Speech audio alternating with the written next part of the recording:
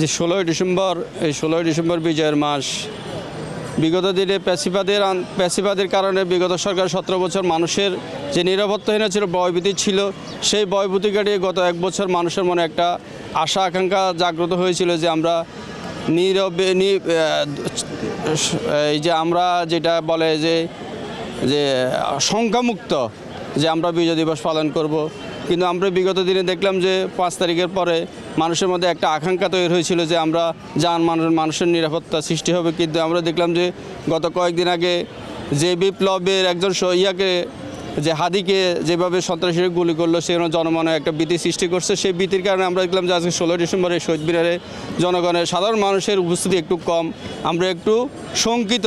তো আমরা আশাবাদী যে আগামী যে নির্বাচন হবে, জনগণের প্রত্যক্ষ ভোটের মাধ্যমে একটা নির্বাচিত সরকার যখন এই দেশে রাষ্ট্রীয় ক্ষমতা প্রতিষ্ঠিত হবে, আমরা আশা করি, আমরা সাধারণ মানুষে আমরা প্রত্যাশা করি এই দেশের মানুষের দুর্নীতিমুক্ত একটা রাষ্ট্র গঠন হবে, সন্ত্রাসমুক্ত একটা দেশ হবে।